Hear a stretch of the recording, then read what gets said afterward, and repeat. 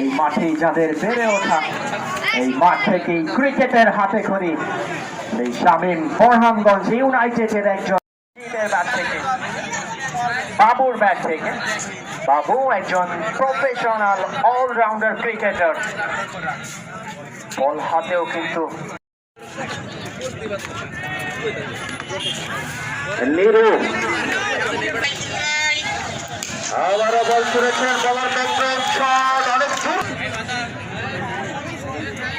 বল করেছেন। যে কথা বলছিলাম, অনেকটা খাটো লেন্সের বল ছিলেন, ব্যাটসম্যান দেখেছিলেন, চেষ্টা করেছিলেন পা এগিয়ে দিয়ে মাথা নিচু করে বলটাকে মোকাবেলা করার জন্য রক্ষণাত্মক ভঙ্গি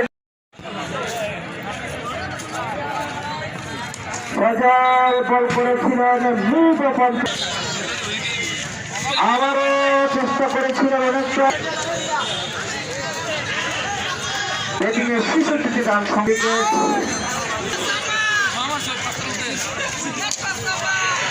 চালিয়েছেন এবং চাকিরা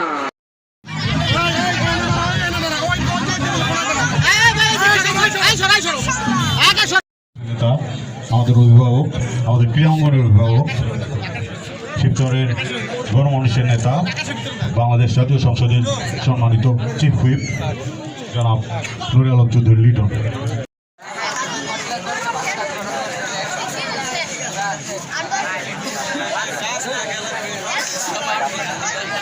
চলে খেলাধুলা, সাংস্কৃতিক, পড়াশোনা সব ব্যাপারে আমরা যেন এগিয়ে যেতে পারি। মাননীয় প্রধানমন্ত্রী যে স্মার্ট বাংলাদেশের স্বপ্ন দেখতেছে, সেই স্মার্ট বাংলাদেশকে সামনে রেখে আমরা সর্বদিক থেকে যদি আমরা এদেরকে উন্নতি না করতে পারি এবং আমাদের ছেলে মেয়েদেরকে যদি আধুনিক শিক্ষায়, আধুনিক খেলাধুলায় এবং স্মার্ট না করতে পারি, তাহলে আমরা কিন্তু এই উন্নত বাংলাদেশে সেই প্রতিযোগিতা থেকে থাকতে পারবো না। তো ইতিমধ্যে আমরা অনেকগুলি কাজ হাতে নিয়েছি। আমরা এই যে মাঠটা, এই মাঠটা যে গ্যালারি, এটা আমরা করে দিয়েছি। আমরা এই ক্লাবটা করে দিয়েছি। আমরা শিবচরে শেখ রাসেল স্টেডিয়ামের কাজ প্রায় সমাপ্ত পথে।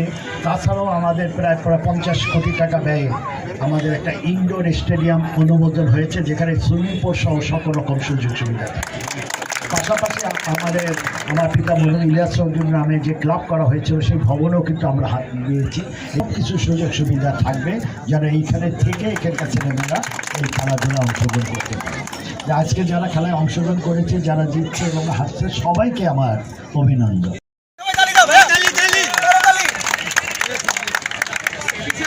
সাথে সাথে বিজেপি দলকে আমরা ট্রফিটাও দিয়ে দিচ্ছি। সবাই তালি দিও ভাইয়া।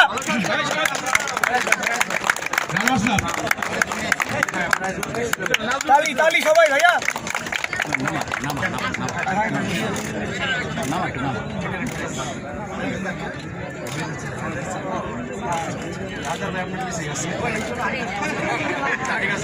এরপর একসাথে বেশ গ্রহণ করার জন্য অনুরোধ করছি।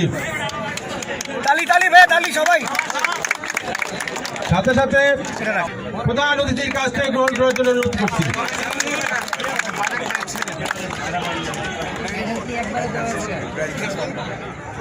এরপর আমাদের একটা বিনীত অনুরোধ আছে, বিজয়ী দলের সাথে একটু